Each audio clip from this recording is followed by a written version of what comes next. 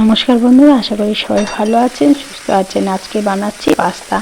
আর এই ভিডিও আপনারা যেখান থেকে দেখছেন, কোনখান থেকে দেখছেন অবশ্যই জানাবেন। আর এই ভিডিও দেখে যদি ভালো লাগে সাবস্ক্রাইব করতে ভুলবেন না। পাশে থাকা বেল আইকনটি প্রেস করে দেবেন, দিলেই আমার রান্নার নোটিফিকেশন সব আপনাদের কাছে চলে যাবে। আর যদি ফেসবুক থেকে দেখেন তাহলে পেজটিকে ফলো করে দেবেন। এই দেখুন, আমি পাস্তা নিয়ে নিয়েছি, এই লম্বা লম্বা পাস্তা এগুলো। আর এই পাস্তাগুলো বেশ খেতে ভালো লাগে, বেশ একটা দুটো করে মানে কাঁটা চামচে তুলে খেতে এত দারুণ লাগে। আমি জল দিয়ে সিদ্ধ বসিয়ে দিয়েছিলাম আর দিয়ে দিয়েছিলাম সামান্য একটু নুন আর একটু তেল। সিদ্ধ হয়ে গেছে, এবার আমি এটাকে ছেঁকে নিলাম, নিয়ে একটু প্লেন সাদা জল দিয়ে ধুয়ে নেব। ঠান্ডা জল না, এমনি প্লেন জল। সাদা জল, ঠান্ডা জল দিলে কিন্তু এটা শক্ত হয়ে যেতে পারে।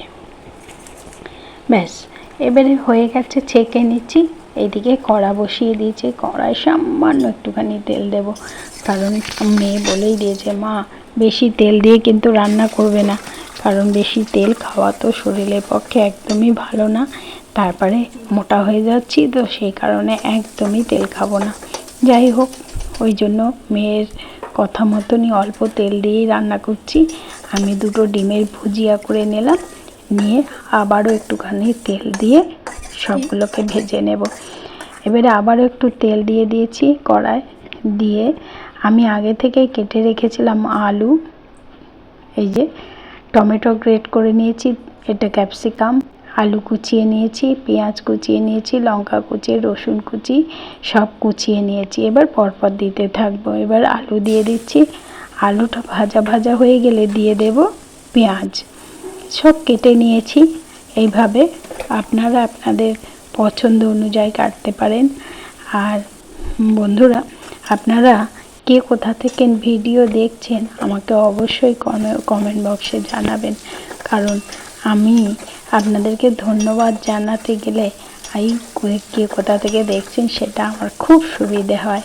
আর আমার ভালোও লাগে কে কোনখান থেকে দেখছে আমি জানতেও পারি।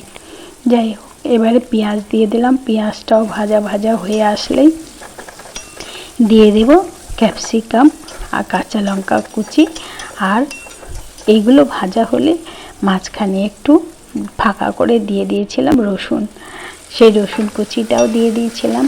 দিয়ে এবার হয়ে এসেছে, দিলে তারপরে দিয়ে দিয়েছি টমেটো গ্রেট করা, সেটা দিয়ে আর একটু সামান্য টমেটো সসও দিয়ে দিলাম।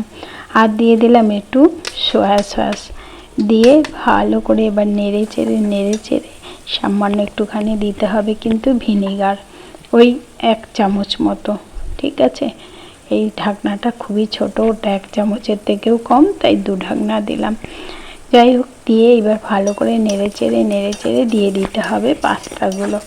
আমি কিন্তু বেশি সস দিয়ে এই জন্যই করলাম না, যেহেতু একটু স্বাস্থ্যকর খাবার বানাবো সেই জন্য।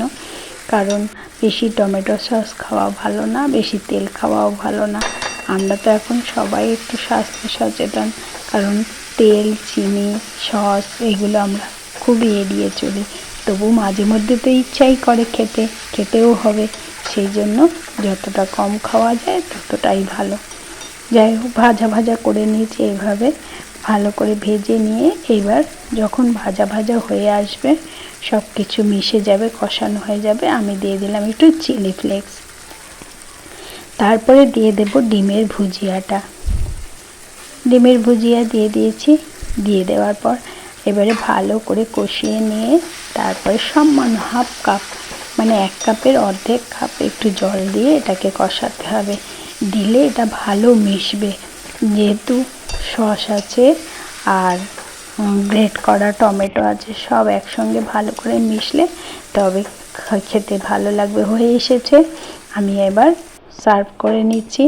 দেখুন কত সুন্দর হয়েছে, আর খেতে কিন্তু তার থেকে অনেক বেশি সুন্দর হয়েছিল।